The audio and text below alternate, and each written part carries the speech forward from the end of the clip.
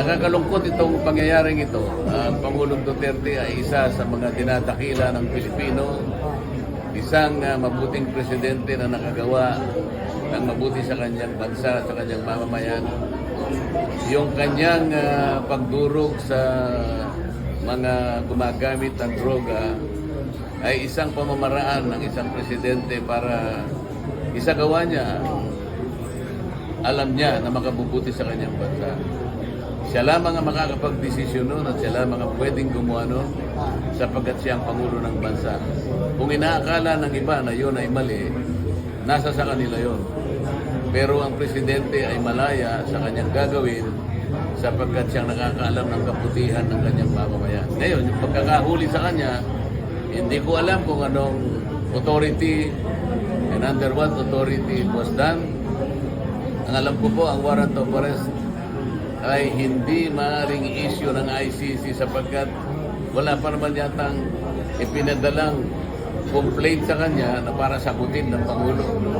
Sa makatwid, kung walang warrant of arrest at sa ilalim lang ng red notice ng ICC o ng Interpol, medyo questionable, kaduda-duda yung paraan kung bakit ang dating Pangulo ng bansa ay kanilang takpin, hulihin. Hindi po mabuting patakaran ito at hindi ko rin nakikitang magandang senyales kung ang pag-uusapan ay yung inaasam nating pagkakaisa.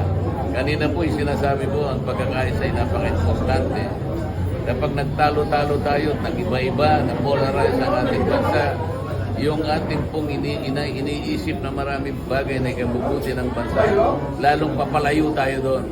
At ngayon, kung talagang totoong inuli siya, isa na naman pong senyales ng pag-aaway, ng dibisyon, ng pagkakabahagi ng Pilipino. Nakakalungkot, kung hindi man nakakatakot ang kanilang ginawang ito. With the arrest of President Duterte, ano matingin mo na senaryo sa ating politika? Ang nakikita ko senaryo ay hindi magiging tahimik ang buhay politika ng ating bansa.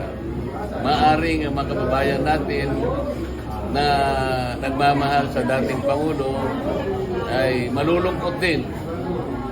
Baka nga hindi lang malungkot. Baka nga magkakaroon ng itatanim na galit sa kanilang sarili o yung hindi mabuti. Ang kapayapaan po ay isang napakalaking bagay para sa ikabubuti ng bansa. Kung ito po ay talagang nangyari at ginawa nila, alam ko po hindi ito pagmumula ng kapayapaan. Lalo lamang tayong gugulo bilang isang bansa. Sayang po yung ginagawa natin na sana ay masinop natin ang bansa. Ngunit itong mga ginagawang ito ay papalayo, kaiba doon sa inahangad namin na sana ay magkaroon tayo ng kapayapaan. Maraming natatakot, Congressman. Magagawa nila sa dating presidente. How much more sa mga mababang tao? Iyon ang maaari nating isipin. Kung nagagawa nila sa isang naging Pangulo ng ating bansa na sa kanyang palagay ang ginawa niya ay yun ang inisip niyang makakabuti sa bansa. At dahil doon ay nakala nila na siya pa ay nagkasala sa kanyang mamamayan. Ito yung nakikita kong isang senaryo na pagmumulan lamang ng mas malaking pagdududa kung tayo po ay makakarating pa sa pagkakaisa. Kasi po, ang pamahalaan natin, alam naman ninyo, mula pa nang sila nangangampanya, kasama nila ako noon, ang palagi namin binabandera ay pagkakaisa. Kaya nga yung team namin noon, kung naalala nyo, unity team. Sapagkat yun ang batayan, yun ang basihan.